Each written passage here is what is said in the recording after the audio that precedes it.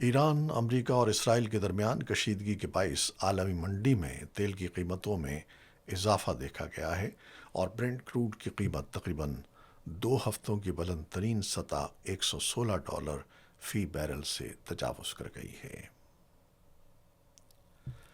جنوبی ایشیا میں بھی صورتحال حساس ہے۔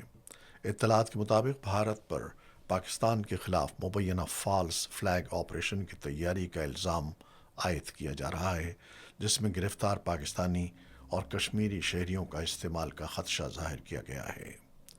کشمیر میڈیا سروس کے مطابق متعدد قیدیوں کو مختلف جیلوں میں منتقل کیا جا رہا ہے، جسے ایک منظم منصوبے کا حصہ قرار دیا گیا ہے۔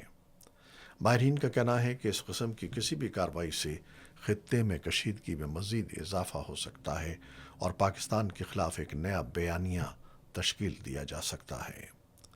یاد رہے کہ گزشتہ برس پہلگام واقعے کے بعد بھی دونوں ممالک کے درمیان کشیدگی میں اضافہ ہوا تھا، تاہم پاکستان نے الزامات کو مسترد کرتے ہوئے غیر جانبدار تحقیقات کا مطالبہ کیا تھا۔